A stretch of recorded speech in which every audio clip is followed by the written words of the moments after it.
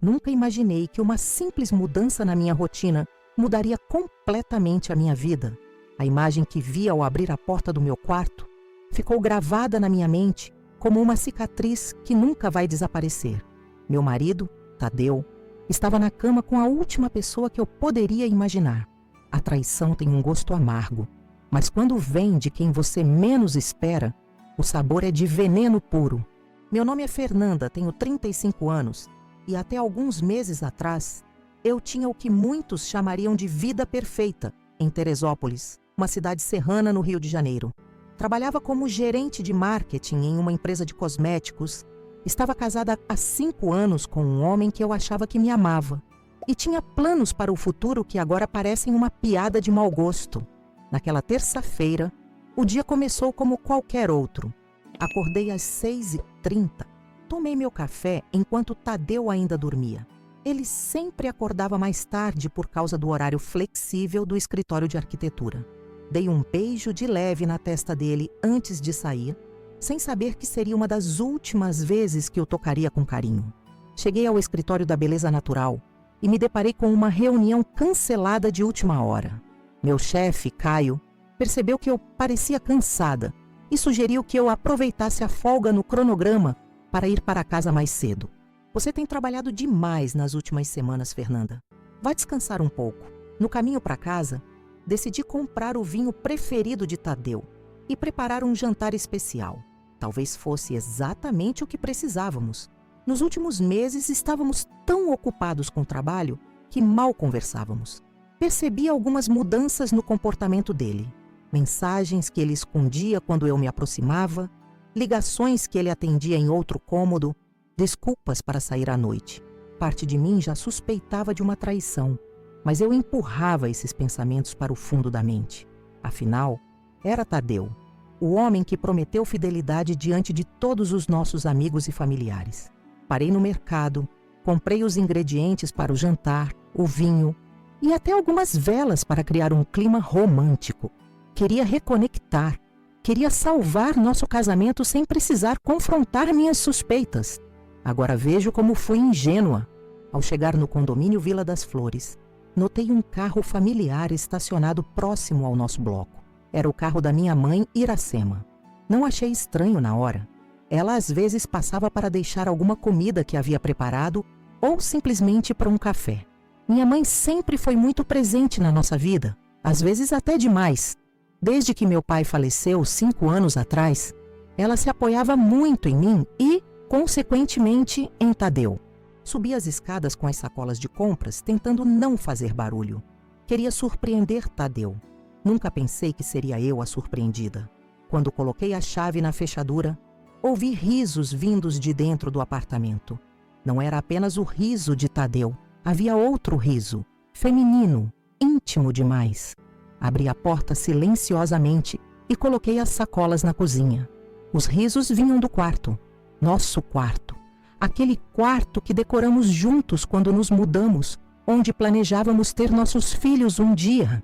Caminhei pelo corredor sentindo meu coração bater tão forte que parecia que ia rasgar meu peito. Uma parte de mim queria gritar, outra queria fugir sem olhar para trás. Quando cheguei à porta do quarto, que estava entreaberta, congelei. O que vi ali destruiu tudo o que eu acreditava sobre amor, família e confiança em um único instante. Tadeu estava na cama com a minha mãe, minha própria mãe. A mulher que me criou, que deveria me proteger, estava nos braços do meu marido, na minha cama. O mundo parou. O ar ficou pesado demais para respirar.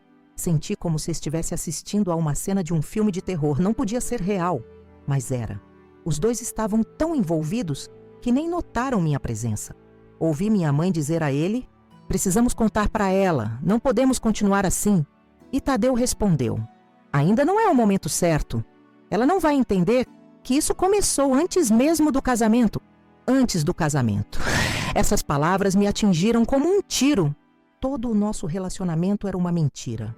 Enquanto eu sonhava com nosso futuro juntos, planejava nossas férias, pensava em nomes para nossos filhos, ele estava com a minha mãe. A pessoa que eu mais confiava no mundo estava dormindo com a segunda pessoa que eu mais confiava. Não sei quanto tempo fiquei ali paralisada, assistindo aquela cena que destruía toda a minha realidade. Poderiam ter sido segundos ou minutos. O tempo parecia distorcido. Finalmente recuperei o controle das minhas pernas e recuei silenciosamente. Não queria que eles me vissem. Ainda não. Precisava pensar. Precisava respirar. Saí do apartamento sem fazer barulho. Desci as escadas quase em transe e caminhei até meu carro. Sentei ali, olhando para o volante, incapaz de processar completamente o que havia acontecido. As lágrimas vieram como uma tempestade, sem aviso. Chorei até sentir que não tinha mais nada dentro de mim. Depois veio a raiva. Uma raiva que eu nunca tinha sentido antes. Um fogo que começou a queimar tudo o que restava do meu amor por Tadeu e do meu respeito por minha mãe. Foi naquele momento, sentada no meu carro, com os olhos inchados e o coração partido, que decidi. Eles pagariam. Não com gritos ou escândalos, mas com uma vingança calculada, fria e devastadora. Eu ia recuperar o controle da minha vida e eles sentiriam na pele o que é perder tudo. Liguei para Juliano, meu amigo de longa data e dono do bar mais popular da cidade. Precisava de um lugar para ficar. Precisava de um confidente. Ju, preciso da sua ajuda, Araida. Posso passar uns dias no seu apartamento? Te explico quando chegar. Ele não hesitou. Claro, Fê. A porta está sempre aberta para você. Dirigi até o bar do Juliano, o lugar onde eu celebrei tantos momentos felizes, onde Tadeu me pediu em casamento, onde minha mãe organizou minha festa de aniversário surpresa de 30 anos. Agora seria o lugar onde eu começaria a planejar como destruir os dois. Enquanto dirigia, minha mente já começava a formular um plano. Eu precisava de provas, precisava entender há quanto tempo isso estava acontecendo. Precisava saber quem mais sabia dessa traição. E principalmente precisava garantir que minha vingança fosse perfeita. Vocês devem estar se perguntando como alguém consegue trair dessa forma, com a mãe da própria esposa. Como minha mãe, a mulher que me deu a vida, conseguiu se envolver com meu marido. Eu também me perguntava isso enquanto dirigia pelas ruas de Teresópolis, com a visão turva pelas lágrimas que não paravam de cair. Que tipo de pessoas eram essas que eu pensei conhecer tão bem? Quando cheguei ao bar, Juliano percebeu imediatamente que algo terrível havia acontecido. Meu Deus, Fernanda, o que houve? Ele me abraçou enquanto eu desabava novamente em lágrimas. Entre soluços, contei o que tinha visto. A expressão de choque no rosto dele me mostrou que, pelo menos, eu não estava sozinha naquele pesadelo. Você tem certeza disso, Fê? Sua mãe e Tadeu? Juliano parecia não acreditar. Eu também não queria acreditar, mas tinha visto com meus próprios olhos. Tinha ouvido com meus próprios ouvidos. Tenho certeza, Ju. E pelo que ouvi, isso vem acontecendo desde antes do meu casamento. Foi naquele momento, sentada no bar vazio do meu amigo, com uma xícara de chá que ele me forçou a tomar, que comecei a ver com clareza todas as vezes que Tadeu insistiu para que visitássemos minha mãe nos fins de semana. Todas as vezes que minha mãe aparecia sem avisar em nossa casa. As conversas sussurradas que paravam quando eu entrava na sala. Os presentes caros que Tadeu dava para ela, que eu achava serem apenas gestos de um genro atencioso. Tudo fazia sentido agora. E enquanto as peças se encaixavam, meu plano de vingança começava a tomar forma. Eu não seria apenas mais uma esposa traída que faz um escândalo e segue em frente. Eu faria com que eles se arrependessem profundamente do dia em que decidiram me trair. Vocês podem estar se perguntando de onde vocês são, se já passaram por algo parecido, se conseguem imaginar a dor que eu senti naquele momento. Se estão curiosos para saber como enfrentei essa situação e como me vinguei de um jeito que ninguém esperava, continuem assistindo, porque o que aconteceu depois mudou completamente o rumo da minha vida. Naquela noite no apartamento de Juliano, não consegui dormir. Ficava repassando em minha mente todos os momentos dos últimos anos, procurando sinais que tivesse perdido, pistas que ignorei. Como não percebi antes? Como fui tão cega? As primeiras luzes da manhã me encontraram com os olhos abertos, inchados de tanto chorar, mas com uma determinação crescendo dentro de mim. O primeiro passo era entender exatamente o que estava acontecendo. Não podia confrontá-los apenas com o que vi, precisava de mais. Precisava saber a extensão daquela traição. Quem mais sabia? Há quanto tempo realmente acontecia? As palavras de Tadeu ecoavam na minha mente. Isso começou antes mesmo do casamento. Antes do casamento. Quanto tempo exatamente? Juliano me serviu um café forte enquanto eu olhava fixamente para a parede, tentando organizar meus pensamentos. Preciso de provas, Ju. Preciso entender tudo antes de fazer qualquer coisa. Tem certeza que quer saber todos os detalhes, Fê? Às vezes a ignorância é uma bênção. Olhei para ele com determinação. Preciso saber tudo. Cada detalhe. Cada mentira. Só assim vou conseguir seguir em frente. Comecei então a investigar. A primeira coisa que fiz foi ligar para meu chefe, Caio, e pedir alguns dias de folga. Inventei uma história sobre um parente doente. Ele não hesitou em me dar uma semana, o que me daria tempo suficiente para descobrir o que precisava. Em seguida, liguei para Tadeu. Foi uma das coisas mais difíceis que já fiz. Controlar minha voz, fingir normalidade enquanto meu coração estava em pedaços. Amor, surgiu uma emergência. Minha amiga Vanessa está passando por uma crise e preciso ficar com ela alguns dias em Petrópolis. Você consegue se virar sozinho? A facilidade com que ele aceitou minha história falsa me deu náuseas. Claro, amor. Fique o tempo que precisar. Cuide da sua amiga. A falsidade em sua voz era palpável agora que eu sabia a verdade. Provavelmente estava feliz por ter a casa livre para encontrar minha mãe. Liguei para minha mãe em seguida, contando a mesma história. Ela também não questionou, apenas me desejou boa viagem e pediu que eu desse um abraço em Vanessa. O fato de que minha própria mãe conseguia mentir com tanta naturalidade para mim fez meu estômago revirar. Com os dois acreditando que eu estaria fora da cidade por uma semana, comecei minha investigação. Juliano me ajudou a instalar câmeras discretas no apartamento. Como ele trabalhava com segurança antes de abrir o bar, conseguiu equipamentos profissionais que poderiam ser monitorados remotamente através de um aplicativo no meu celular.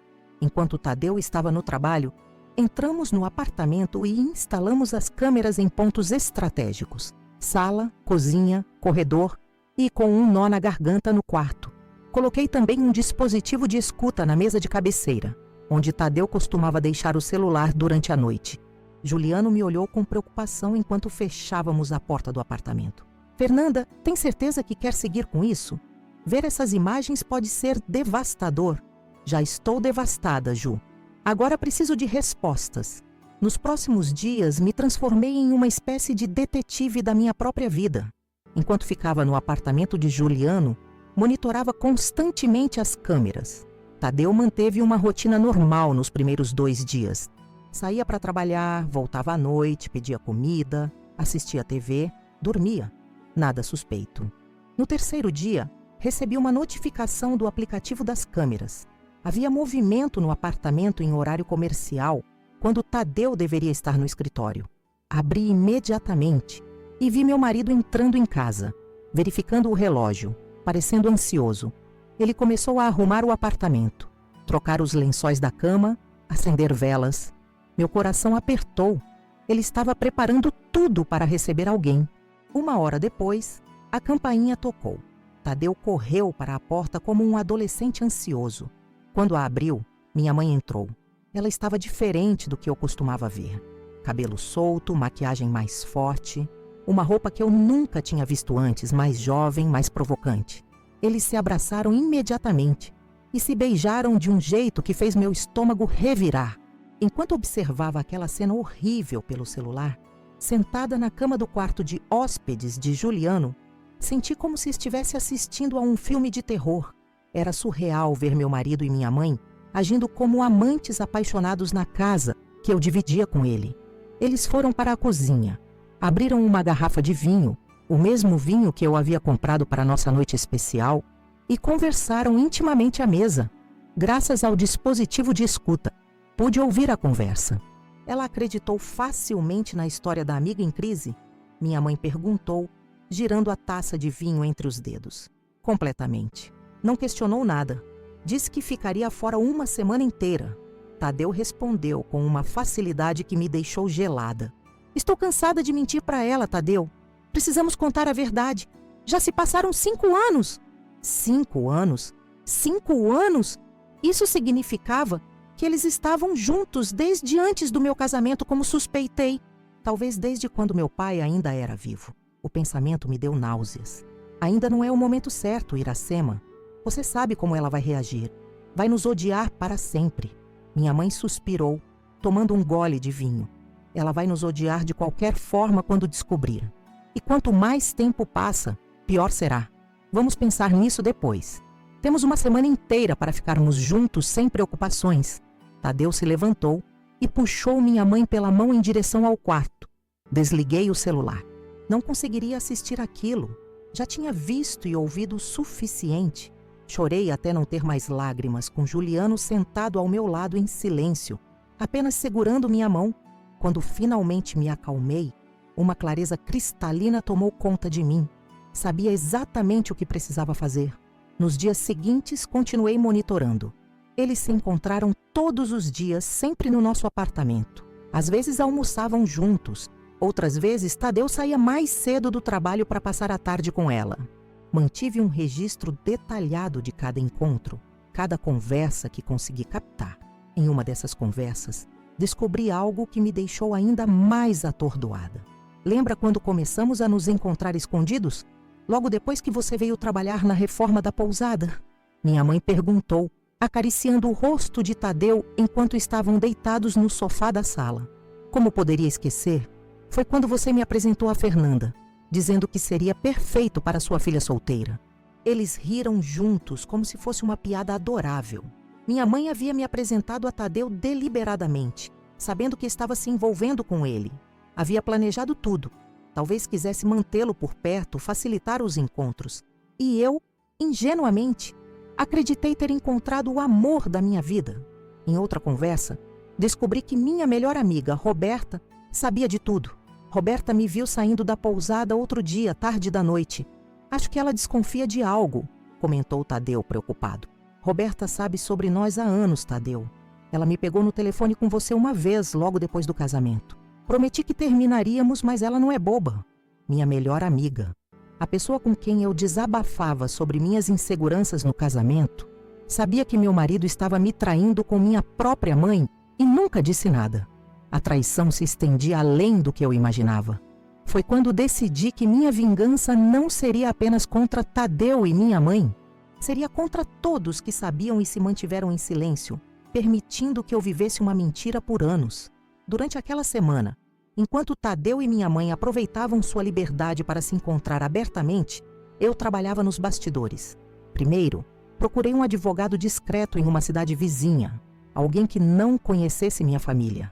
Expliquei minha situação, omitindo que a amante era minha mãe para evitar constrangimentos desnecessários. O advogado me orientou sobre meus direitos. Como a casa estava no nome dos dois, ele sugeriu que eu transferisse minha parte para o nome de um terceiro, temporariamente, para proteger meu patrimônio. Fiz isso imediatamente, usando minha irmã Vanessa como intermediária, sem contar a ela o verdadeiro motivo. Em seguida, esvaziei nossas contas conjuntas. Não tudo de uma vez para não levantar suspeitas, mas gradualmente, transferindo para uma nova conta que abri em outro banco. Tadeu nunca prestava muita atenção nas finanças. Deixava tudo por minha conta, o que facilitou bastante esse processo. Também comecei a planejar minha saída da empresa. Há meses vinha recebendo propostas de uma multinacional com sede em Portugal. Sempre recusei por causa do meu casamento, por não querer me afastar da minha família. Que ironia! Agora entrei em contato com eles novamente, expressando meu interesse na vaga. A resposta foi entusiástica. A posição ainda estava disponível e poderia começar em um mês. O mais difícil foi lidar com o negócio da família. A pousada Recanto da Serra era propriedade conjunta minha e da minha mãe, herança do meu pai. Eu não queria nada que me lembrasse dela, mas também não queria abrir mão do legado do meu pai. Depois de muito pensar, decidi transferir minha parte para Vanessa. Minha irmã morava em São Paulo e não tinha muito contato com nossa mãe. Ela ficaria surpresa com minha decisão, mas eu explicaria tudo no momento certo. Enquanto organizava todos esses detalhes práticos, comecei a planejar o momento da revelação. Não queria um confronto privado, onde eles poderiam manipular a situação, negar, me fazer parecer louca. Queria que todos soubessem, que testemunhassem a verdade que eu descobri da maneira mais dolorosa possível. Decidi organizar um almoço de família. Convidaria todos, minha irmã Vanessa, alguns primos próximos, minha tia Clarice, irmã da minha mãe, até mesmo Roberta. Queria ver sua reação quando tudo viesse à tona. Escolhi o restaurante mais prestigioso de Teresópolis, aquele onde celebrávamos todas as ocasiões especiais da família. Reservei o salão privativo, dizendo que tinha notícias importantes para compartilhar.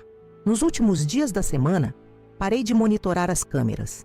Já tinha visto o suficiente, já tinha todas as provas de que precisava. O plano estava traçado, só faltava executá-lo. No domingo à noite, véspera do dia em que supostamente retornaria de Petrópolis, liguei para Tadeu. Amor, estou voltando amanhã de manhã. Estou com saudades. Minha voz soou doce, natural, como se nada tivesse mudado. Também estou com saudades, meu bem. Mal posso esperar para te ver. A falsidade daquelas palavras me deu ainda mais certeza de que estava fazendo a coisa certa. Liguei para minha mãe em seguida. Mãe, estou organizando um almoço especial na terça-feira no Le Bistrô. Tenho novidades importantes para compartilhar com a família. Você vem, não é? Claro que sim, filha.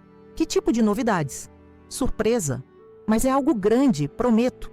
Mantive um tom animado, como se estivesse realmente empolgada para compartilhar uma boa notícia. Na segunda-feira de manhã, voltei para o apartamento como planejado. Tadeu havia arrumado tudo. Não havia vestígios dos encontros com minha mãe. O cheiro de perfume feminino diferente do meu tinha sido mascarado com incenso. Ele me recebeu com um abraço apertado e um beijo, como se tivesse sentido minha falta. Representei meu papel perfeitamente, contando detalhes inventados sobre minha semana com Vanessa, sorrindo, agindo normalmente. À noite, quando estávamos na cama, a mesma cama onde o vi com minha mãe, mencionei casualmente o almoço do dia seguinte. Ah, esqueci de te avisar. Organizei um almoço especial amanhã no Le Bistrô. Tenho novidades para compartilhar com a família. Ele pareceu intrigado. Que tipo de novidades? Sorri misteriosamente. Você vai descobrir amanhã junto com todos. Virei para o outro lado, fingindo adormecer rapidamente, deixando-o curioso e provavelmente preocupado. Na manhã seguinte, acordei cedo e preparei um café da manhã especial como se fosse um dia comum. Tadeu estava visivelmente nervoso, tentando adivinhar o que eu planejava anunciar no almoço. É sobre aquela promoção que você estava esperando? Ou compramos uma casa nova? Ou... Ele hesitou, parecendo quase esperançoso. Estamos grávidos? A ideia de ter um filho com ele agora me dava náuseas, mas mantive o sorriso. Você vai descobrir em algumas horas, junto com todos. Passei a manhã revisando meu plano, verificando se estava tudo em ordem. O slideshow estava pronto no meu notebook, os documentos da transferência da pousada, os extratos das contas, a carta de aceitação do emprego em Portugal, tudo organizado em uma pasta. As evidências da traição, fotos capturadas das câmeras, transcrições das conversas, impressas e prontas para serem distribuídas, se necessário. Quando chegou a hora, vesti meu melhor vestido, vermelho intenso, maquiei-me cuidadosamente, coloquei o perfume mais caro que tinha. Queria estar deslumbrante para o que seria efetivamente o funeral do meu casamento e do meu relacionamento com minha mãe. Tadeu me olhou com admiração quando saí do banheiro pronta. Uau, você está linda! Deve ser algo realmente importante para tanto capricho. Sorri, um sorriso que não alcançava meus olhos. É o dia mais importante da minha vida, Tadeu. Um dia que ninguém vai esquecer. Chegamos ao restaurante pontualmente ao meio-dia. O salão privativo estava preparado conforme minhas instruções. Uma mesa grande para todos, uma tela e projetor para meu slideshow de memórias familiares. Minha mãe já estava lá, elegante como sempre, conversando com minha tia. Minha irmã Vanessa, que havia chegado de São Paulo especialmente para o evento, veio me abraçar. Roberta chegou logo depois, evitando o meu olhar. Outros familiares e amigos próximos foram chegando, curiosos sobre o motivo da reunião. Quando todos estavam presentes, ordenei que servissem o primeiro prato. Queria que todos estivessem confortáveis, relaxados, antes que o verdadeiro espetáculo começasse. Durante a entrada, Mantive a conversa leve, respondendo evasivamente às perguntas sobre o motivo da reunião. Vamos aproveitar a comida primeiro. As novidades vêm na sobremesa. Observei Tadeu e minha mãe durante toda a refeição. Eles mal se olhavam, mantendo uma distância cuidadosamente calculada, como devem ter feito em todos os eventos familiares nos últimos anos. Roberta também parecia desconfortável, bebendo mais vinho que o habitual. Quando o prato principal foi servido, notei Tadeu verificando o relógio várias vezes, provavelmente ansioso para que tudo acabasse logo, para descobrir o que eu planejava anunciar, talvez temendo que de alguma forma eu tivesse descoberto sobre ele e minha mãe. Mal sabia ele que em poucos minutos sua vida como ele conhecia chegaria ao fim, e a minha, finalmente, começaria de novo. Quando os garçons começaram a recolher os pratos do prato principal, pedi a atenção de todos. Os olhares curiosos se voltaram para mim enquanto eu me levantava, segurando uma taça de vinho tinto. Meu coração batia forte, mas minha resolução era mais forte ainda. Família querida, amigos, obrigada por virem hoje. Como vocês sabem, estamos aqui porque tenho novidades importantes para compartilhar. Minha voz soava firme, controlada, embora por dentro eu estivesse tremendo. Antes de revelar essas novidades, preparei um pequeno slideshow com memórias familiares especiais. Caminhei até o notebook conectado ao projetor e abri o arquivo. A primeira imagem era inofensiva, uma foto do último Natal em família, todos sorrindo, incluindo Tadeu e minha mãe, lado a lado, com sorrisos que agora eu sabia serem cúmplices de um segredo sórdido. Sempre valorizei a família acima de tudo, continuei, clicando para a próxima foto, outra imagem inocente de um aniversário. Confiança, respeito, lealdade. Esses foram os valores que meu pai me ensinou. Fiz uma pausa, olhando diretamente para minha mãe. Vi um lampejo de inquietação em seus olhos. E que aprendi com você também, mãe. Cliquei novamente. Mais fotos de família, mais momentos aparentemente felizes. Percebi que Tadeu começava a relaxar ligeiramente, provavelmente pensando que meu anúncio seria realmente algo relacionado a trabalho ou uma viagem. Mas às vezes, a vida nos ensina lições duras sobre confiança e lealdade. Minha voz mudou sutilmente, adquirindo um tom mais frio. Cliquei para as da próxima imagem. O silêncio que caiu sobre a sala foi ensurdecedor. Na tela agora, estava uma imagem capturada pela câmera que instalei. Tadeu e minha mãe entrando em nosso apartamento, abraçados de forma íntima. Não era a pior das imagens que eu tinha, apenas o começo. Olhei para seus rostos, o choque, o horror, a compreensão súbita do que estava prestes a acontecer. Tadeu empalideceu visivelmente. Minha mãe levou a mão à boca. Roberta desviou o olhar, confirmando sua cumplicidade. Esta foto foi tirada na semana passada, enquanto eu supostamente estava em Petrópolis. Cliquei para a próxima imagem. Agora eles estavam na cozinha, bebendo o vinho que eu havia comprado, brindando, sorrindo. Interessante como vocês aproveitaram minha ausência, não é? Os murmúrios começaram a correr pela mesa. Minha irmã Vanessa parecia completamente atordoada. Minha tia Clarice olhava de minha mãe para mim, incrédula. Mas isso não é tudo. Cliquei novamente. A próxima imagem mostrava os dois entrando no quarto. Propositalmente, não incluí nada do que aconteceu depois. Não precisava expor aquelas cenas íntimas. O que já estava na tela era suficiente para que todos entendessem. Podem estar se perguntando como consegui essas imagens. Bem, há uma semana, saí mais cedo do trabalho e voltei para casa para fazer uma surpresa para Tadeu. Fiz uma pausa dramática, olhando diretamente para ele. E fui eu quem teve a surpresa, não é mesmo, querido? O rosto de Tadeu era uma máscara de pânico. Ele tentou falar, mas eu o interrompi. Vi vocês dois na nossa cama. Ouvi sua conversa. Soube que isso não era apenas um caso recente, mas algo que começou antes mesmo do nosso casamento. Voltei-me para minha mãe. Antes mesmo do nosso casamento, mãe, enquanto me incentivava a namorar com ele, a me casar com ele, você já estava envolvida com meu futuro marido.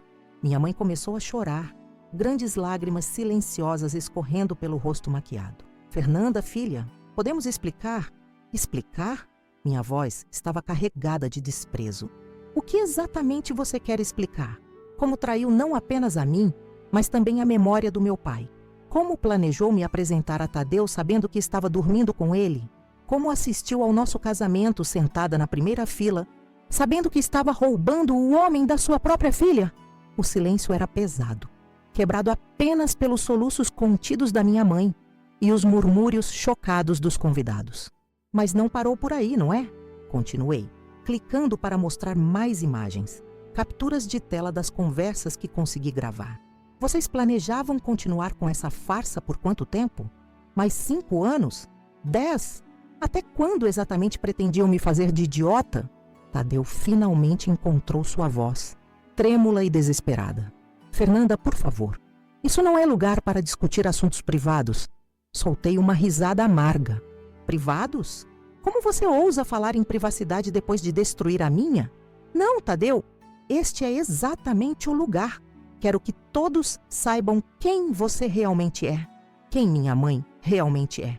Voltei-me para a mesa, onde todos assistiam horrorizados ao drama se desenrolando. E não foram só eles. Alguns de vocês sabiam. Não é mesmo, Roberta? Minha suposta melhor amiga afundou na cadeira, o rosto vermelho de vergonha.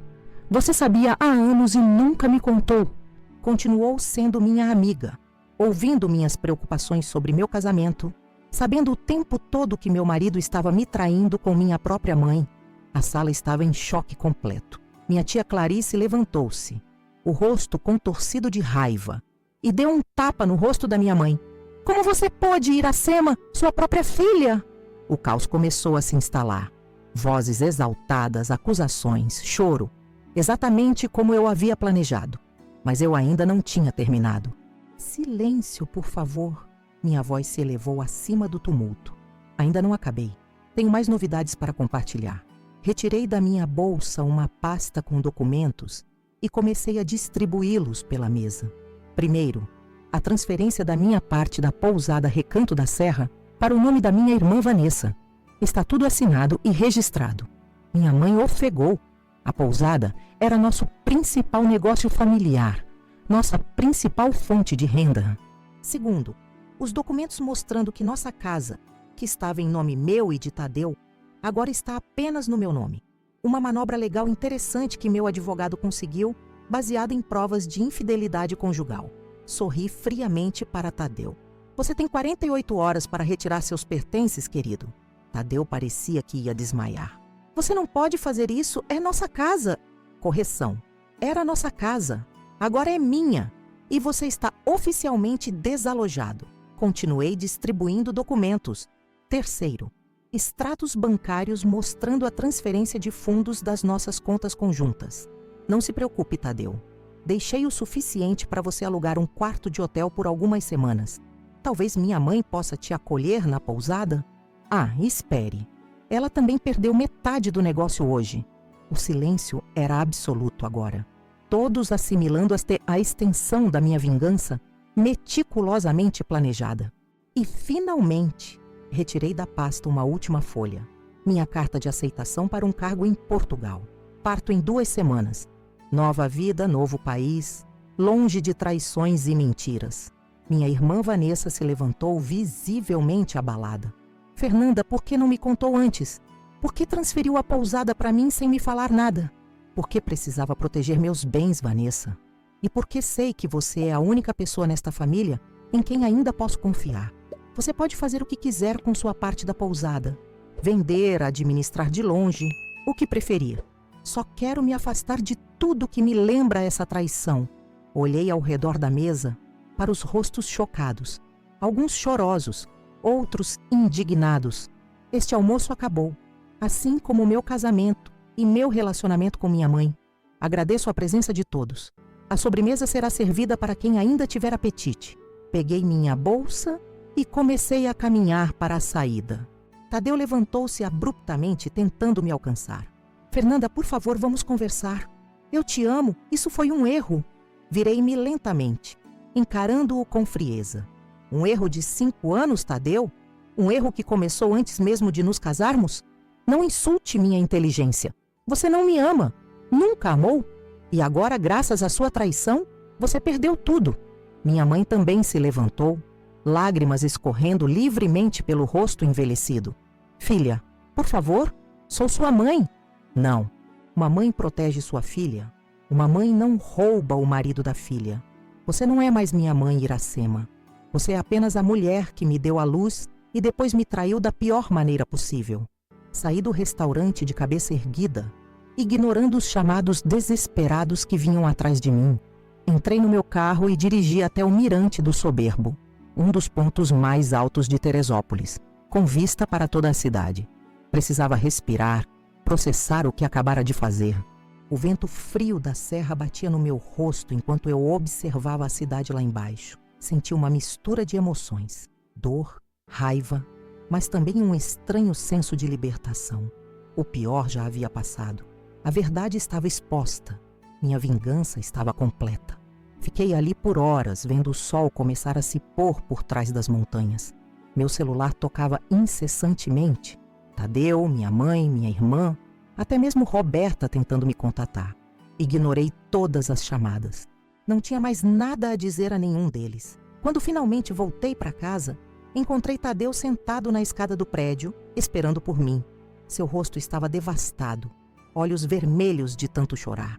Parte de mim sentiu uma pontada de pena, mas logo lembrei de tudo que ele havia feito. Por favor, Fernanda, me deixe explicar. Passei direto por ele sem diminuir o passo. Você tem 48 horas, Tadeu. Depois disso, mudarei as fechaduras e qualquer coisa que ainda estiver na casa será doada. Onde vou morar? O que vou fazer? Deveria ter pensado nisso antes de se deitar com minha mãe por 5 anos. Abri a porta do prédio e entrei, deixando-o sentado ali, sozinho com as consequências de suas escolhas. Nos dias seguintes, mantive-me firme. Tadeu veio buscar suas coisas sob minha supervisão fria. Não conversamos além do estritamente necessário. Vi o homem que amei por anos colocar sua vida em caixas e sacolas, parecendo menor e mais patético a cada minuto. Quando terminou, entreguei-lhe os papéis do divórcio já preparados. Assine. Meu advogado já cuidou de tudo. Considerando as circunstâncias, acredito que não vai querer contestar nada. Ele assinou sem argumentar, derrotado. Antes de sair pela última vez, tentou um último apelo. Eu realmente te amei, sabia? Apesar de tudo. Não, Tadeu. Você amou a conveniência de ter uma esposa e uma amante na mesma família. Amou a facilidade de suas mentiras. Amou a emoção da traição. Mas nunca me amou. Fechei a porta atrás dele, sentindo um estranho vazio. 5 anos de casamento terminados em uma semana. Uma vida inteira de confiança em minha mãe, destruída por uma traição imperdoável. Minha mãe tentou me ver várias vezes. Veio até minha porta, ligou incessantemente, mandou cartas. Ignorei todas as tentativas. Algumas feridas são profundas demais para serem curadas. Algumas traições não podem ser perdoadas. Roberta também tentou se explicar, alegando que ficou entre a cruz e a espada, que não sabia como me contar. Bloqueei seu número e suas redes sociais. Não havia desculpa aceitável para sua omissão. A única pessoa da família com quem mantive contato foi Vanessa. Ela veio me visitar após o fatídico almoço, ainda atordoada com tudo o que havia acontecido. Nunca imaginei que mamãe seria capaz de algo assim, ela disse, sentada na minha sala, com uma xícara de chá intocada nas mãos. Nem eu. Acreditei durante toda a minha vida que ela me amava, que queria minha felicidade. O que vai acontecer com a pousada? Não sei se consigo administrá-la de São Paulo. Faça o que achar melhor, Vanessa. Venda, contrate um gerente, dê para a mamãe. Não me importo mais. Só não queria que ela ficasse com a parte que era do papai. Vanessa assentiu, compreendendo. E Portugal? Você realmente vai? Sim, já confirmei com a empresa, aluguei um apartamento em Lisboa. Começo daqui a 2 semanas. Não tem medo de recomeçar sozinha em outro país? Olhei pela janela, para as montanhas de Teresópolis que sempre fizeram parte da minha vida. Tenho mais medo de ficar e ser consumida pelo ódio e pela mágoa. Preciso dessa distância para curar, para encontrar quem sou sem todas essas mentiras ao meu redor. As 2 semanas que se seguiram foram um turbilhão de preparativos. Vendi meu carro, despachei algumas caixas para Portugal, doei grande parte dos meus pertences. Queria levar o mínimo possível da minha vida antiga para o novo começo.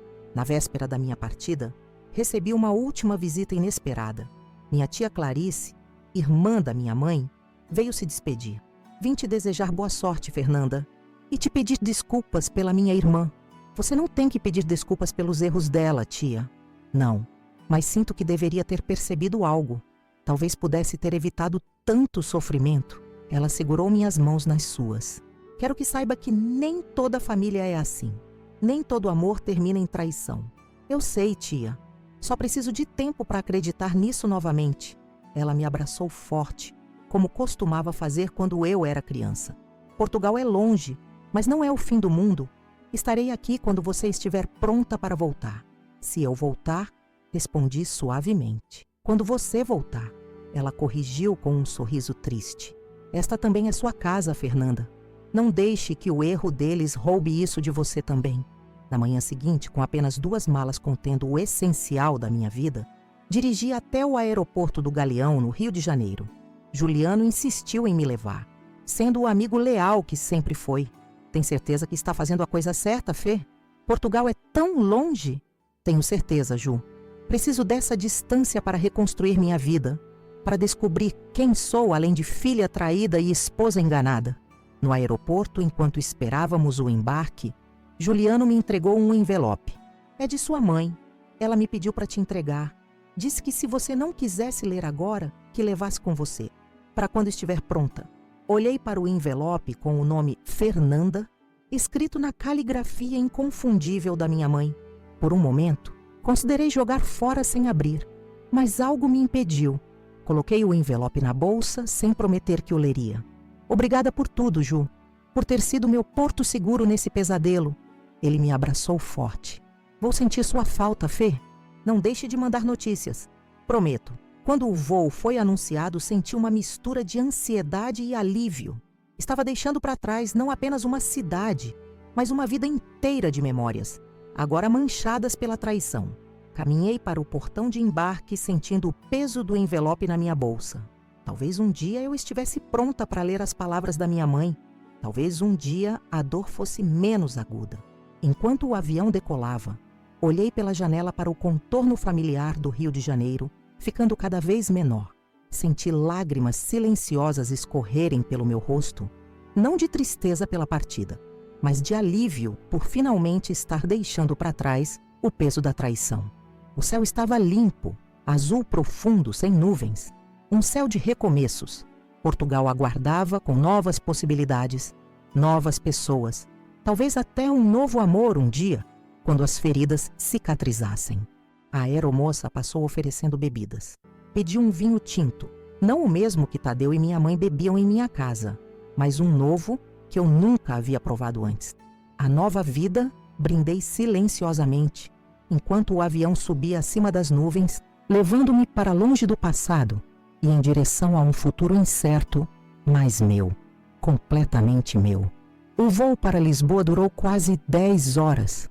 10 horas para refletir sobre tudo que deixei para trás e o que me aguardava.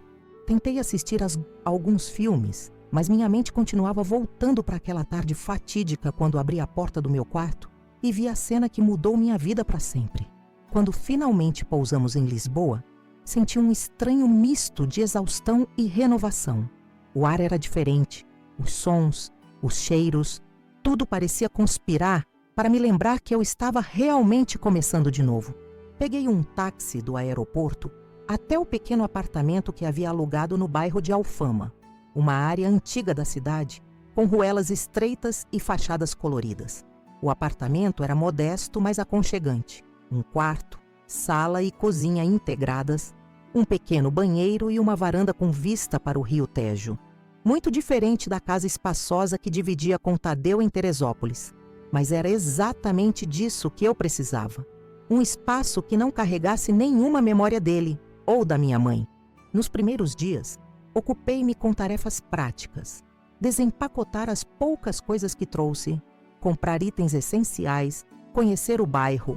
A empresa onde começaria a trabalhar na semana seguinte me designou um assistente para ajudar com a adaptação ao país. Miguel, um português de cerca de 40 anos, gentil e paciente, me ajudou com a papelada de imigração, com a abertura de conta bancária e me mostrou como usar o transporte público da cidade. A senhora vai gostar de Lisboa, ele me disse em nosso terceiro dia juntos, enquanto caminhávamos pelas ruelas de Alfama. É uma cidade que acolhe bem os brasileiros. Pode me chamar de Fernanda, por favor? Senhora me faz sentir velha demais. Respondi com um sorriso fraco, o primeiro em semanas. Como quiser, Fernanda. E o que te trouxe a Portugal? Se não se importa com a pergunta. Hesitei. O que poderia dizer? Que estava fugindo depois de descobrir que meu marido me traía com minha própria mãe, que destruí minha família em uma vingança meticulosamente planejada e agora precisava de distância para não afundar na própria amargura? Precisava de uma mudança? Respondi vagamente. Um recomeço.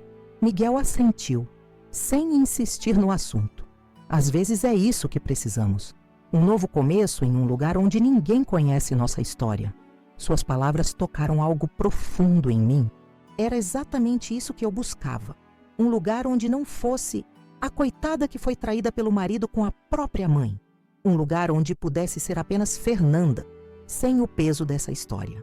Na primeira noite de sábado, quando já fazia uma semana que estava em Lisboa, fiquei sentada na pequena varanda do meu apartamento, olhando para as luzes da cidade e o rio ao longe. A noite estava amena, o céu estrelado. Em qualquer outra circunstância, seria uma visão romântica, o tipo de cenário que eu teria apreciado com Tadeu.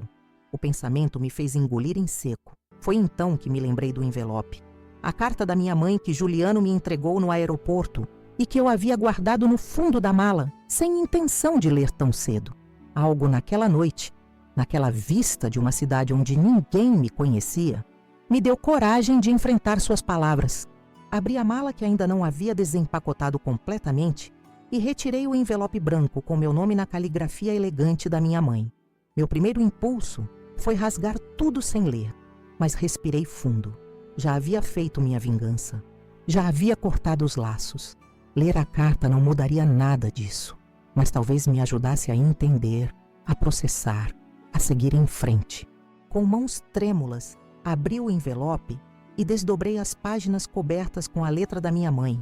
Fernanda, minha filha, se você está lendo esta carta, significa que pelo menos me deu a chance de explicar, ainda que através destas palavras que jamais serão suficientes para expressar meu arrependimento. Não vou pedir seu perdão, pois sei que o que fiz é imperdoável.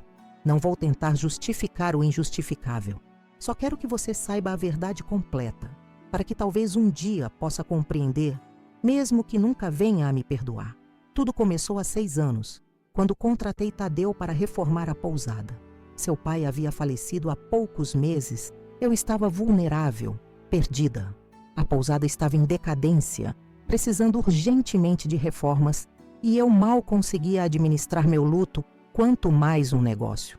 Tadeu chegou como um salvador, jovem, cheio de ideias, disposto a trabalhar por um preço que eu podia pagar. Ele ficava até tarde na pousada, me ajudando com decisões que iam muito além da reforma. Começamos a jantar juntos após o expediente, conversando sobre o negócio, sobre a vida. Uma noite, depois de algumas taças de vinho, aconteceu. Foi um erro terrível, impulsivo, nascido da minha solidão e vulnerabilidade.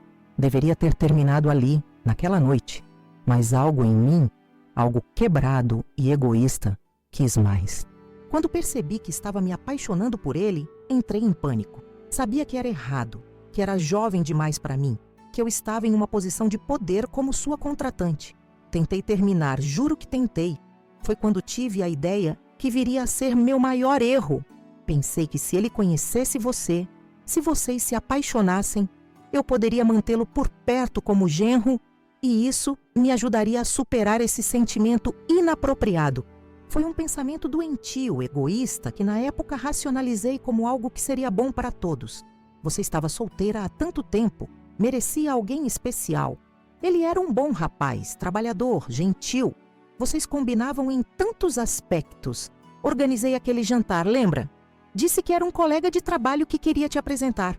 Quando vocês se deram bem, fiquei genuinamente feliz por você, mas também secretamente aliviada por ter encontrado uma solução para meu problema. O plano funcionou no início. Vocês começaram a namorar e eu me afastei. Tentei seguir em frente, saí com outras pessoas, me concentrei na pousada. Acreditei sinceramente que havia superado aquela atração inapropriada. Então veio o noivado de vocês. E algo dentro de mim quebrou. A ideia de vê-lo se casar com você, de perdê-lo definitivamente, trouxe de volta todos aqueles sentimentos que pensei ter enterrado. Uma semana antes do casamento, fui até o apartamento dele para entregar alguns documentos da pousada. Estávamos sozinhos, começamos a beber, a falar sobre o passado. Sei que não há desculpa. Sei que cada decisão que tomei a partir daquele momento foi uma escolha consciente de trair sua confiança da pior maneira possível. Depois daquela noite, prometemos que nunca mais aconteceria, que seria nosso segredo, que seguiríamos em frente, que você nunca precisaria saber. Mas uma vez quebrada a barreira, foi ficando cada vez mais fácil justificar, racionalizar, encontrar desculpas para nos encontrarmos. A culpa era esmagadora, mas a compulsão era mais forte. Cada vez que via vocês juntos, cada jantar de família, cada Natal, eu jurava que seria a última vez, que terminaria tudo, mas nunca consegui. Roberta descobriu por acidente no 3º ano do casamento de vocês. Ela veio à pousada tarde da noite para deixar alguns documentos e nos viu juntos. Ameaçou contar tudo a você, mas imploramos, prometemos que terminaria. Ela relutantemente concordou em guardar segredo, desde que realmente acabássemos com tudo. Tentamos, juro que tentamos. Ficamos meses sem nos ver a sós, mas então voltamos e a culpa só aumentava, assim como a frequência dos encontros e a ousadia. Começamos a nos encontrar em sua casa quando você viajava. Foi imprudente, autodestrutivo até. Parte de mim acho que queria ser descoberta. Queria que tudo acabasse de uma vez. Quando você nos flagrou, quando organizou aquele almoço e expôs tudo, senti alívio em meio ao horror. Finalmente o segredo tinha acabado. Finalmente teria que encarar as consequências dos meus atos. Perdi tudo naquele dia. Minha filha, metade do meu negócio, meu lugar na família, o respeito de todos. E mereci cada perda. Tadeu também perdeu tudo. E nossa relação não sobreviveu ao escândalo. Terminamos definitivamente no dia seguinte ao almoço.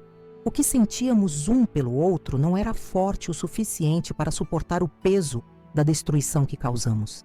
Ele tentou te procurar várias vezes, implorou seu perdão. Quando soube que você estava indo para Portugal, ficou arrasado. Acho que, à maneira distorcida dele, ele realmente te amava, mesmo enquanto te traía comigo. Não estou escrevendo isso para pedir que volte ou que nos perdoe. Só queria que soubesse que assumo total responsabilidade pelo que aconteceu. Você não fez nada para merecer essa traição. Você foi uma filha maravilhosa e uma esposa dedicada. A falha foi inteiramente nossa. Espero que em Portugal você encontre a paz que merece. Que conheça pessoas que te valorizem como você merece ser valorizada. Que um dia, talvez, a dor que causamos seja apenas uma cicatriz distante, não uma ferida aberta. Com profundo arrependimento, Iracema. Quando terminei de ler, percebi que estava chorando. Não eram lágrimas de tristeza ou raiva, mas de um tipo estranho de libertação.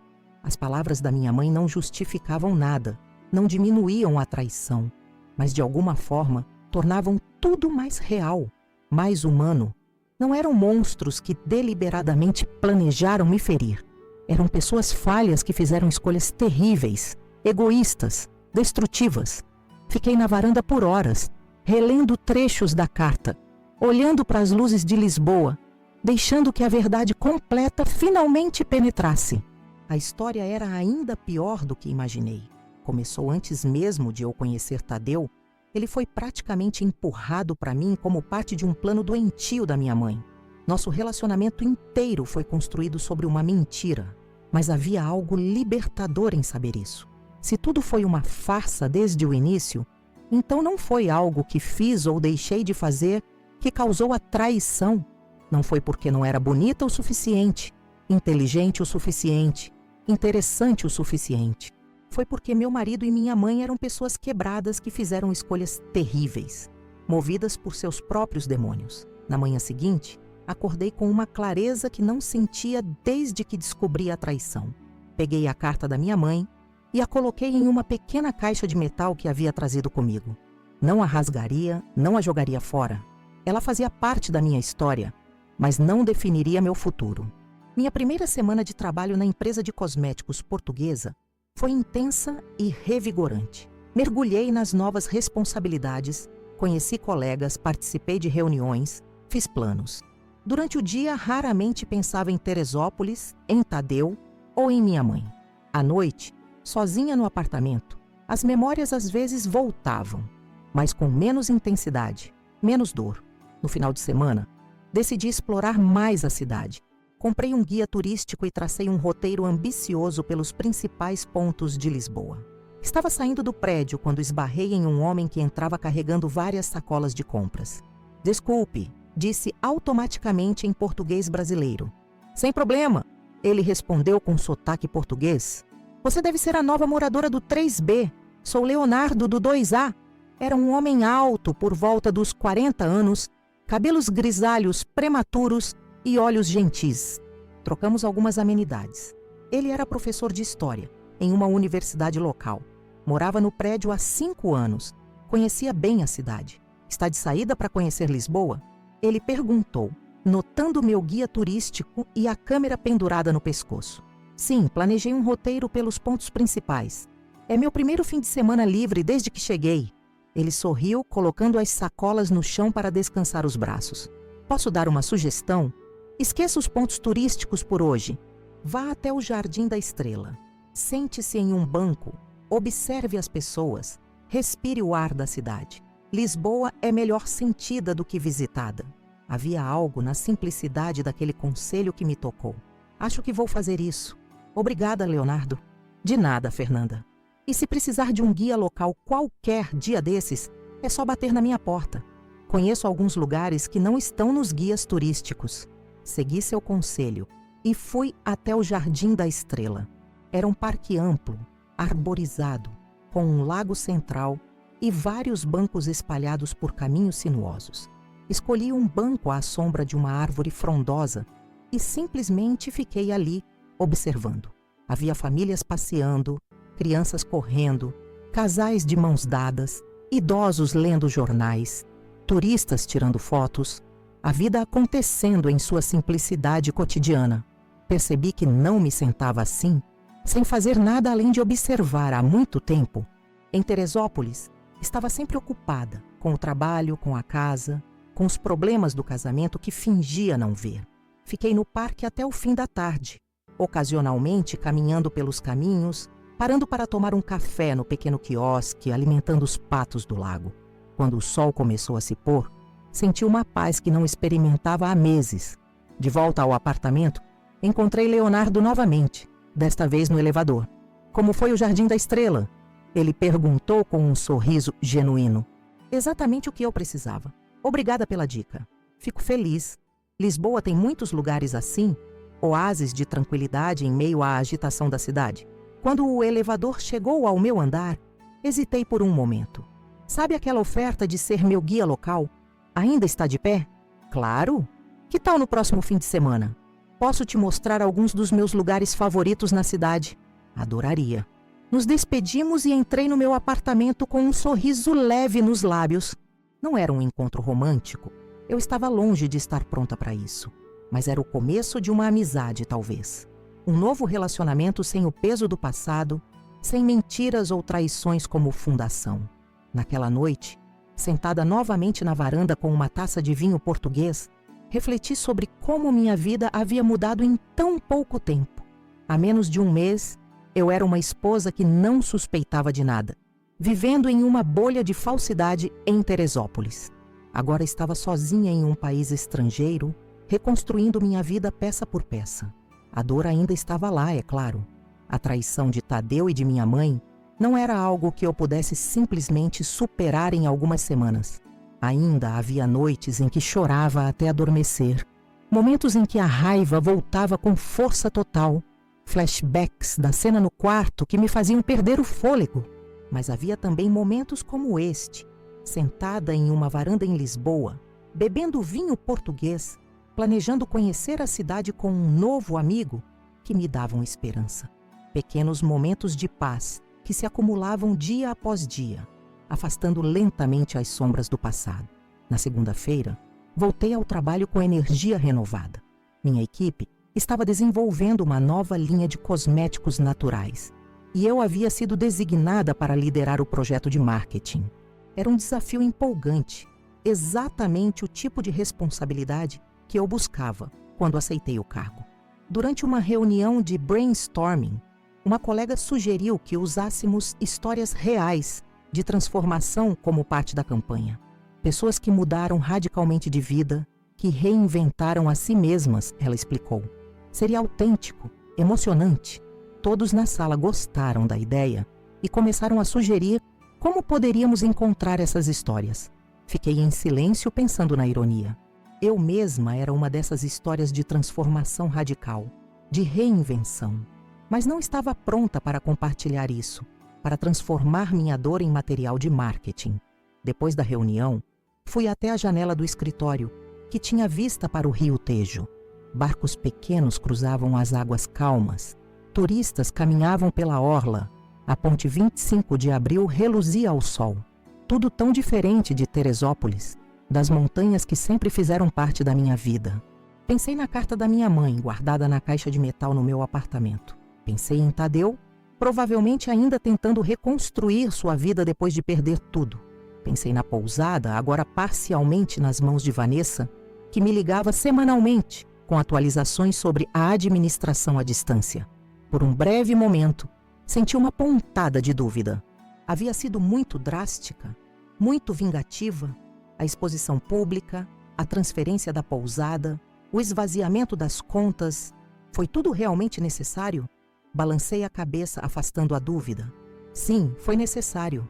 Não apenas como vingança, mas como forma de quebrar completamente os laços, de criar uma separação clara entre o antes e o depois. Se tivesse apenas me divorciado silenciosamente, se tivesse apenas me afastado da minha mãe sem confrontá-la, estaria sempre presa ao passado, sempre me perguntando se fiz o suficiente para defender minha dignidade. A vingança não foi apenas sobre fazê-los pagar, foi sobre me libertar, sobre recuperar meu poder, sobre mostrar a mim mesma que não seria uma vítima passiva da traição deles. E agora, olhando para Lisboa, para essa cidade que estava lentamente se tornando minha, senti que havia feito a escolha certa. A dor não havia desaparecido, talvez nunca desaparecesse completamente, mas a cada dia, a cada novo amigo, a cada pequena descoberta nessa nova vida, ela se tornava mais suportável, mais distante. Lisboa era um recomeço, uma tela em branco onde eu poderia pintar uma nova versão de mim mesma, não definida pela traição que sofri, mas pelas escolhas que fiz depois dela.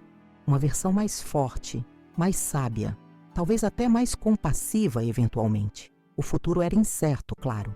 Não sabia se ficaria em Portugal para sempre, se algum dia voltaria ao Brasil, se encontraria um novo amor, se reconstruiria algum tipo de relacionamento com minha família. Mas pela primeira vez em muito tempo, a incerteza não me assustava. Pelo contrário, parecia cheia de possibilidades. Voltei para minha mesa com um sorriso leve nos lábios. Tinha uma campanha de marketing para planejar, um fim de semana de exploração pela cidade para aguardar, uma vida nova para construir, um dia de cada vez. 6 meses se passaram desde minha chegada a Lisboa. O outono europeu pintava a cidade com tons dourados e avermelhados, tão diferentes da vegetação sempre verde de Teresópolis. Minha vida havia entrado em um ritmo confortável. O trabalho na empresa de cosméticos estava indo bem. Já havia sido promovida a diretora de marketing para a América Latina, o que era irônico, considerando que eu havia fugido do Brasil. Meu apartamento em Alfama já não parecia mais um lugar temporário, mas um verdadeiro lar. Decorei-o com peças locais, artesanato português, plantas que davam vida aos espaços. Nada que lembrasse Teresópolis ou minha vida anterior. Era um espaço completamente novo, assim como eu estava tentando ser uma pessoa nova. Leonardo, meu vizinho, havia se tornado um amigo próximo. Nossos passeios de fim de semana pelos cantos menos turísticos de Lisboa evoluíram para jantares casuais, sessões de cinema e longas conversas sobre literatura, história e filosofia. Ele sabia que eu havia passado por algo difícil no Brasil, mas respeitava meu espaço, nunca pressionando por detalhes que eu não estava pronta para compartilhar. Em uma noite particularmente fria de novembro, estávamos jantando em um pequeno restaurante no bairro Alto, quando Leonardo finalmente fez a pergunta que eu sabia que viria eventualmente. Fernanda, estamos nos conhecendo há quase 6 meses e sei que você veio para Portugal fugindo de algo. Não quero ser intrometido, mas acho que chegou a hora de perguntar. O que aconteceu no Brasil? Olhei para meu prato de bacalhau, depois para o copo de vinho verde, considerando o que dizer. Parte de mim queria manter aquela história enterrada no passado, deixá-la do outro lado do oceano, mas outra parte sabia que para realmente seguir em frente, precisava ser capaz de falar sobre o que aconteceu sem que a dor me consumisse. É uma história longa e dolorosa, respondi finalmente, erguendo os olhos para encontrar seu olhar gentil. Tem certeza que quer ouvir? Só se você estiver pronta para contar. Respirei fundo e comecei a narrativa. Contei tudo. O casamento aparentemente feliz com Tadeu, as primeiras suspeitas, o dia em que saí mais cedo do trabalho e os encontrei na minha cama, a descoberta de que o caso vinha acontecendo desde antes do nosso casamento, o plano meticuloso de vingança, o almoço fatídico onde expus tudo, a fuga para Portugal.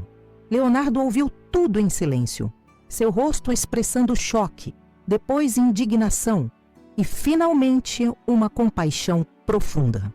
Quando terminei, ele estendeu a mão sobre a mesa e segurou a minha. Sinto muito que você tenha passado por isso. Não consigo imaginar uma traição mais devastadora. O pior não foi a traição em si, mas a deliberação por trás dela. Não foi um erro momentâneo, um deslize. Foram anos de mentiras calculadas, de encenação. Cada jantar de família, cada feriado, cada aniversário, tudo era falso.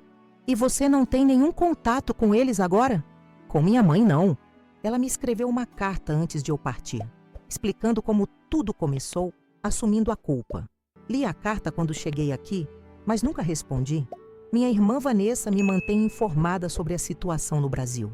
Pelo que sei, minha mãe vendeu sua parte da pousada para minha tia e se mudou para o interior de Minas Gerais. Tadeu deixou Teresópolis também, foi para São Paulo recomeçar. E você? Acha que algum dia poderá perdoá-los? A pergunta pairou no ar entre nós. Perdão. Era algo que eu raramente considerava. Meu foco havia sido sempre sobreviver, reconstruir, seguir em frente. Perdoar parecia um luxo que eu não podia me dar. Não sei se perdão é a palavra certa. Respondi após um longo silêncio. Não acho que algum dia esquecerei ou minimizarei o que fizeram. Mas talvez um dia chegue ao ponto em que a dor não seja mais tão aguda, em que possa pensar neles sem esse nó no estômago. Leonardo assentiu, compreensivo. O perdão nem sempre é sobre absolver o outro. Às vezes é sobre liberar a si mesmo do peso da raiva. Suas palavras ficaram comigo nos dias que se seguiram. Seria minha recusa em perdoar uma forma de me manter presa ao passado?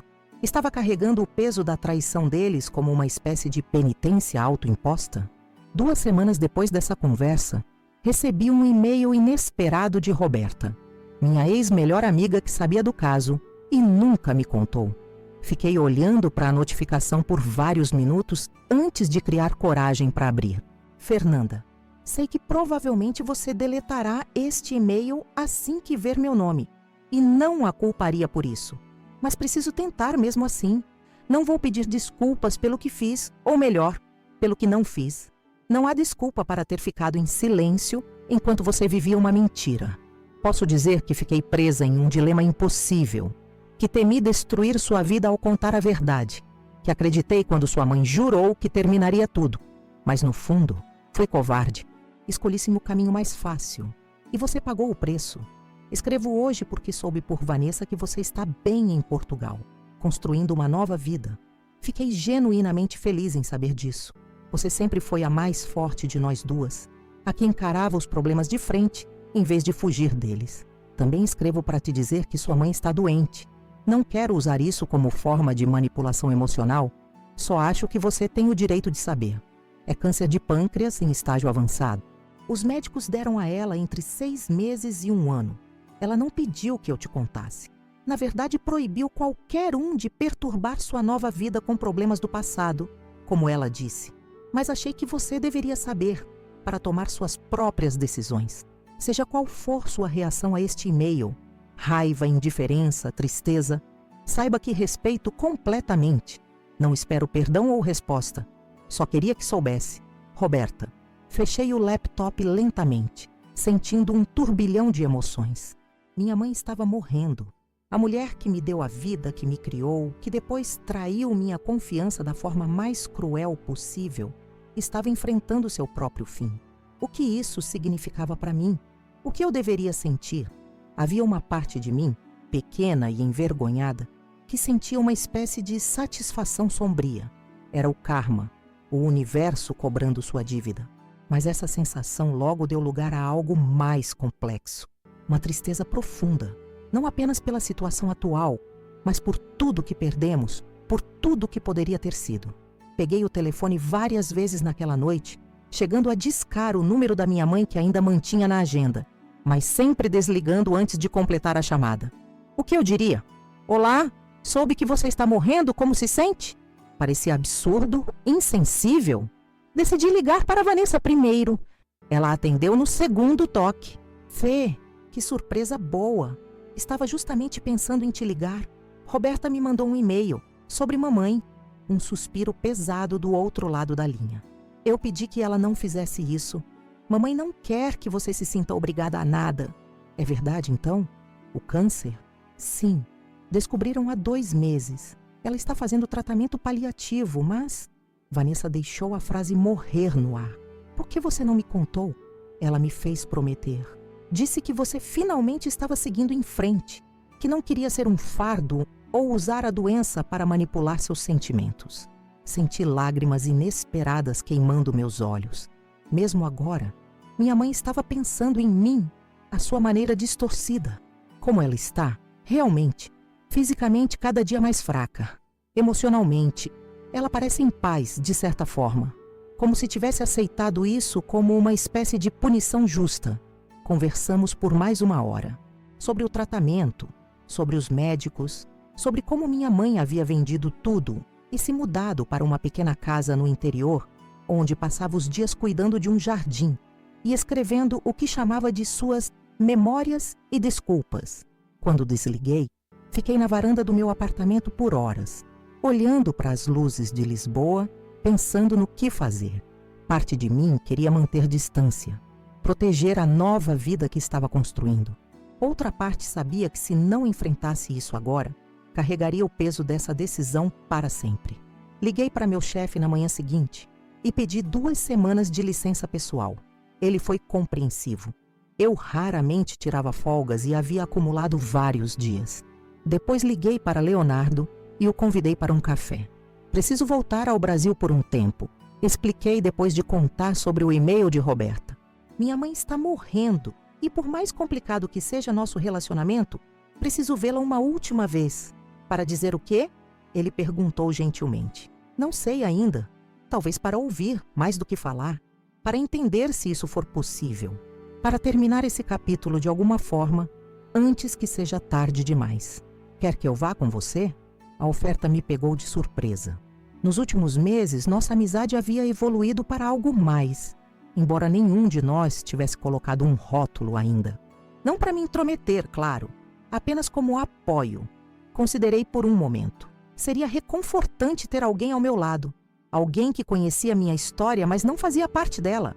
Alguém neutro, sem julgamentos. Obrigada pela oferta, mas acho que isso é algo que preciso fazer sozinha. 3 dias depois, estava em um avião para o Brasil. A viagem de volta parecia diferente da ida. 6 meses atrás, estava fugindo, escapando. Agora estava retornando deliberadamente, por escolha própria, para enfrentar o que havia deixado para trás. Vanessa me esperava no aeroporto do Galeão.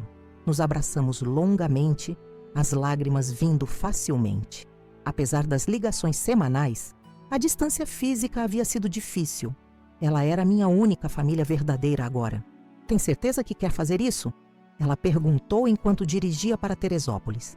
Mamãe entenderia se você decidisse não vê-la? Tenho certeza, não vim até aqui para voltar atrás agora. A pequena casa para onde minha mãe havia se mudado ficava nos arredores de Teresópolis, afastada da cidade, com vista para as montanhas. Era modesta, muito diferente da casa espaçosa onde cresci ou da pousada que ela administrou por tantos anos. Um lugar de simplicidade, de redução. Vanessa parou o carro na entrada. Quer que eu entre com você? Não. Preciso fazer isso sozinha. Caminhei até a porta com o coração batendo forte. Toquei a campainha e esperei, ensaiando mentalmente o que diria. Mas todas as palavras preparadas evaporaram quando a porta se abriu e vi minha mãe pela primeira vez em 6 meses. Ela estava irreconhecível, magra, pálida. O cabelo antes volumoso, agora ralo e grisalho. Os olhos, porém, eram os mesmos olhos que me olharam com amor durante toda a minha infância. Os mesmos olhos que depois evitavam os meus enquanto ela vivia sua mentira. Fernanda. Meu nome saiu como um suspiro. Você veio. Soube que está doente. Ela assentiu, um sorriso triste nos lábios. Roberta te contou, imagino. Disse a ela para não incomodar você com isso. Não é incômodo saber que minha mãe está morrendo. Ela se afastou da porta, convidando-me a entrar. A casa era simples por dentro também, mas acolhedora. Plantas em todos os cantos, livros empilhados, uma manta colorida sobre o sofá. Sentamos na pequena sala de estar. Um silêncio pesado entre nós. Não esperava te ver novamente, ela finalmente disse. Achei que o almoço seria nossa última conversa. Também pensei isso, mas algumas coisas precisam ser ditas pessoalmente. Veio me perdoar? Havia uma nota de esperança em sua voz que me partiu o coração. Não sei se posso. Não sei se algum dia conseguirei. Fui honesta. Vim porque precisava te ver, ouvir sua voz, entender se isso for possível. Ela assentiu, aceitando. Entendo e agradeço por ter vindo mesmo assim. Passamos as horas seguintes conversando. Ela me contou sobre a doença, sobre o diagnóstico tardio, sobre a decisão de não fazer quimioterapia agressiva dado o estágio avançado. Falou sobre a venda da pousada, a mudança para esta casa, a simplificação de sua vida. É estranho, ela disse, olhando pela janela para as montanhas. Quando você sabe que vai morrer, muitas coisas que pareciam importantes simplesmente deixam de ser. Dinheiro, status, até relacionamentos complicados. Tudo se reduz ao essencial. E o que é essencial para você agora? Paz, aceitação e, se possível, algum tipo de resolução com você. Ficamos em silêncio novamente. O sol começava a se pôr, pintando o céu de laranja e rosa, as mesmas cores que eu observava da minha varanda em Lisboa. Tadeu tentou me contatar, ela disse de repente. Depois que soube do diagnóstico, ofereceu ajuda, dinheiro, apoio. Recusei. Algumas portas precisam permanecer fechadas. Vocês não mantiveram contato depois que parti? Ela balançou a cabeça. Não. O que tínhamos não era amor, Fernanda. Era algo doentio, obsessivo, destrutivo. Quando a poeira baixou, quando vimos a devastação que causamos, não sobrou nada além de vergonha e arrependimento. Mais uma vez pensei na carta que ela me escreveu, nas explicações que ofereceu. Não eram justificativas. Apenas contexto para algo que nunca teria justificativa.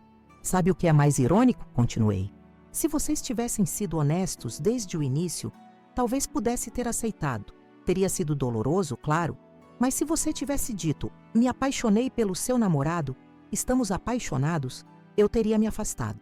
A traição não foi o romance entre vocês. Foi a mentira, a manipulação, os anos de farsa. Eu sei, lágrimas escorriam pelo rosto envelhecido da minha mãe. E se pudesse voltar atrás, faria diferente, mas não posso.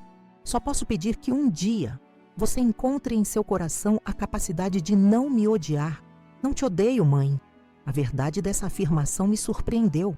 Estou magoada, profundamente magoada. Talvez sempre estarei, mas não te odeio. Ficamos juntas até tarde da noite, conversando sobre o passado, sobre minha nova vida em Portugal, sobre os meses que provavelmente restavam para ela. Não houve grandes reconciliações dramáticas, nenhuma promessa de que tudo voltaria a ser como antes. Apenas 2 adultos danificados, tentando encontrar algum tipo de paz em meio às ruínas de um relacionamento que nunca seria o mesmo. Quando me levantei para ir embora, prometi voltar no dia seguinte. E voltei. E no dia seguinte também. Passei as 2 semanas da minha licença dividindo o tempo entre minha mãe e Vanessa, ocasionalmente encontrando antigos amigos, evitando os lugares que me lembravam Tadeu. Em meu último dia no Brasil, minha mãe me entregou um pacote. São minhas memórias, aquelas que mencionei, e cartas. Muitas cartas que escrevi para você ao longo desses meses, sem nunca enviar. Não precisa ler agora nem nunca se não quiser, mas gostaria que ficasse com elas. Aceitei o pacote, sentindo seu peso literal e metafórico. Obrigada. Você vai voltar? Havia uma vulnerabilidade em sua voz que me lembrou de quando eu era criança, e ela me acalmava durante tempestades. Sim, antes do... Não consegui completar a frase. Antes do fim. Está tudo bem, podemos dizer a palavra. Antes que eu morra. Assenti, incapaz de falar. Nos abraçamos na despedida. Um abraço cauteloso carregado de sentimentos complexos. Amor, mágoa, perda, aceitação. No avião de volta a Lisboa, abri o pacote. Dentro havia um diário encadernado em couro e vários envelopes, cada um com uma data.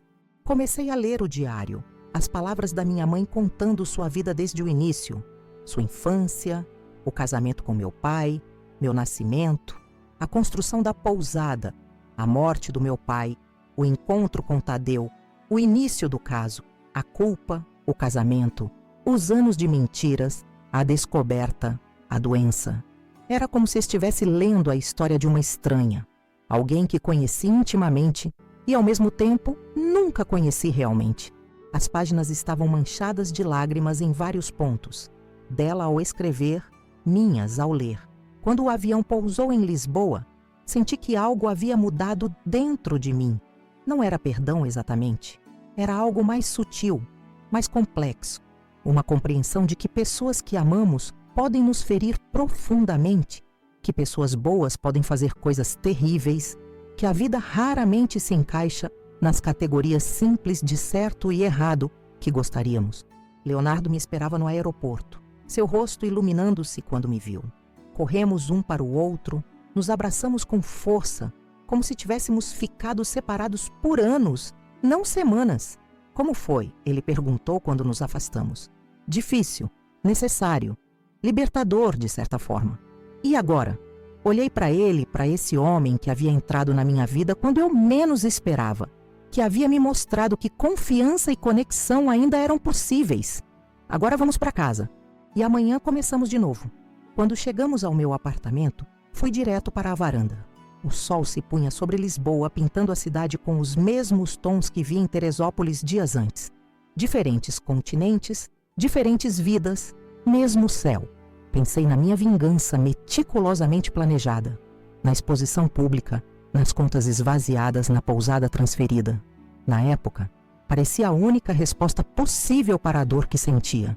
Agora, com a distância do tempo e a perspectiva de que minha mãe estava morrendo, via tudo com outros olhos. Não me arrependia. A vingança havia sido necessária, não apenas para punir os traidores, mas para me libertar, para cortar completamente os laços, para criar espaço para esta nova vida que estava construindo. Se tivesse simplesmente me afastado, perdoado facilmente, talvez nunca tivesse encontrado a força para recomeçar realmente.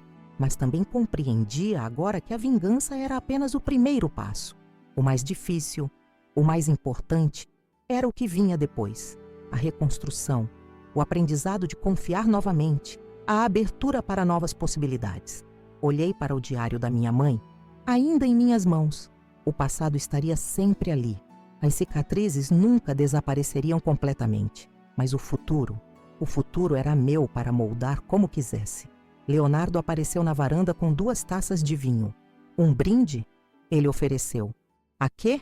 A segundas chances, a novos começos, a aprender com o passado sem ser definido por ele. Nossos olhos se encontraram enquanto nossas taças se tocavam. Ele inclinou-se e me beijou suavemente. Nosso primeiro beijo. Foi gentil, hesitante, cheio de promessas. Quando nos afastamos, sorri. Um sorriso genuíno, sem sombras. A novos começos, olhando para as luzes de Lisboa, acendendo-se uma a uma no crepúsculo, senti finalmente que a vingança estava completa. Não pelo que fiz a eles, mas pelo que fiz por mim, por ter encontrado a coragem de destruir o velho para construir algo novo, algo verdadeiro. A traição havia quebrado meu coração, mas na reconstrução, ele se tornara mais forte, mais sábio, mais capaz de discernir verdade de mentira, amor genuíno de falsidade. E isso, talvez, fosse a vingança mais doce de todas. E assim termina minha história. Uma jornada que começou com a mais dolorosa das traições e culminou em uma redescoberta de mim mesma. Quando abri aquela porta e vi meu marido na cama com minha própria mãe, achei que minha vida havia acabado. Mal sabia eu que era apenas o começo de uma transformação profunda. A traição que sofri me ensinou lições que carregarei para sempre. Aprendi que confiança, uma vez quebrada, nunca é restaurada da mesma forma. É como um vaso precioso que, mesmo colado com todo cuidado, sempre mostrará suas rachaduras. Mas também aprendi que essas rachaduras podem ser preenchidas com ouro, tornando-se parte da beleza da peça, lembretes visíveis da nossa resiliência. Descobri a diferença entre vingança impulsiva e justiça calculada. Quando planejei meticulosamente como expor Tadeu e minha mãe, quando transferi minha parte da pousada para Vanessa, quando esvaziei as contas conjuntas, não estava apenas cedendo à raiva, estava recuperando meu poder, minha dignidade e minha autonomia. Era necessário quebrar completamente para poder reconstruir do zero. Portugal foi meu refúgio, meu recomeço. As ruas de Lisboa, tão diferentes das montanhas de Teresópolis, me ensinaram que às vezes precisamos de distância física para conseguir distância emocional. Cada novo amigo que fiz, cada novo lugar que descobri, cada pequena vitória profissional foi uma pedra na reconstrução do meu senso de identidade. O reencontro com minha mãe, já doente, me mostrou que nem mesmo as feridas mais profundas estão além da compreensão. Não era perdão o que oferecia a ela. Algumas traições vão além do perdoável, mas uma espécie de aceitação. Aceitação de que pessoas que amamos podem nos machucar profundamente, de que a vida raramente se encaixa nas categorias simples de certo e errado que gostaríamos, de que somos todos capazes tanto de grande amor quanto de terrível egoísmo. Leonardo entrou na minha vida quando eu menos esperava e menos confiava. Sua paciência, sua gentileza, sua disposição de esperar até que eu estivesse pronta para abrir meu coração novamente, me lembraram que por cada pessoa que nos trai, há outras que honram nossa confiança, que por cada relação tóxica, há possibilidades de conexões genuínas. Olhando para trás agora, vejo que minha história não é apenas sobre traição e vingança, é sobre transformação, sobre a capacidade humana de, mesmo quebrados, encontrar força para recomeçar, sobre aprender a discernir verdade de mentira, amor genuíno de falsidade, sobre descobrir que, às vezes, precisamos perder tudo para encontrar quem realmente somos. Não romantizo o que passei. A dor foi real, devastadora, por vezes quase insuportável. Houve dias em que mal conseguia levantar da cama, noites em que chorei até adormecer. O choque de ver meu marido com minha própria mãe criou uma ferida que, mesmo cicatrizada, ainda se faz sentir em dias difíceis. Mas também não me defino mais pela traição que sofri. Sou mais que a esposa traída, mais que a filha enganada. Sou uma mulher que enfrentou o pior e sobreviveu, que se vingou não apenas destruindo o velho, mas construindo algo novo e melhor, que encontrou forças onde só havia dor, possibilidades onde só havia cinzas. Se você está passando por algo semelhante agora, uma traição, uma perda, uma decepção profunda, quero que saiba que há luz do outro lado.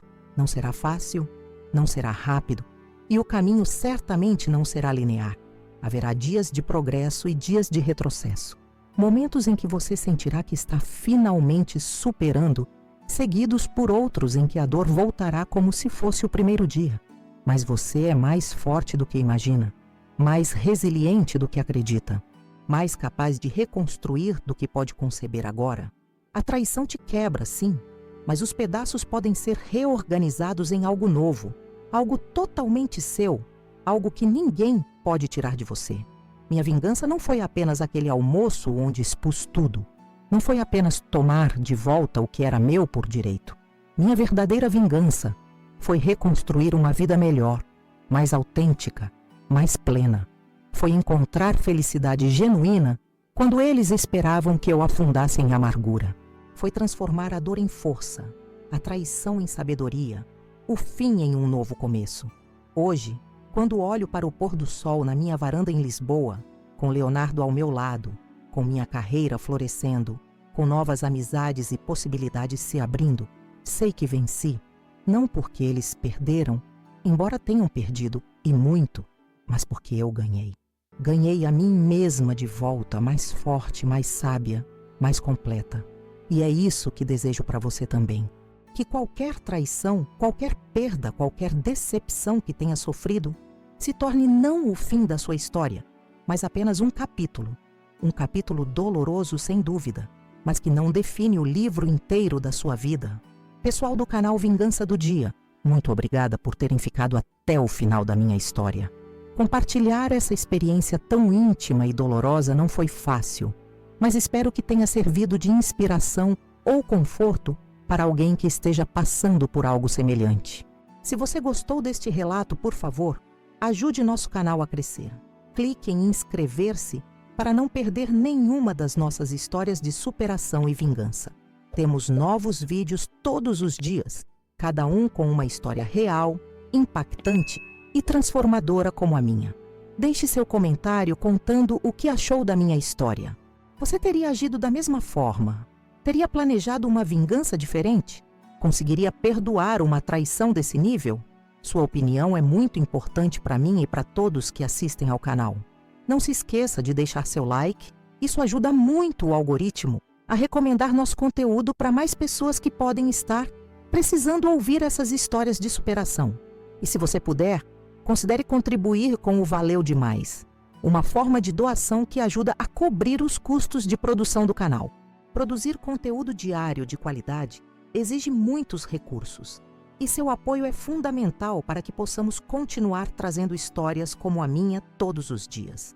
Para quem está passando por uma traição ou decepção agora, lembre-se, a melhor vingança não é apenas fazer o outro pagar, mas reconstruir sua vida de forma tão extraordinária que o passado se torne apenas um capítulo distante, não a história inteira.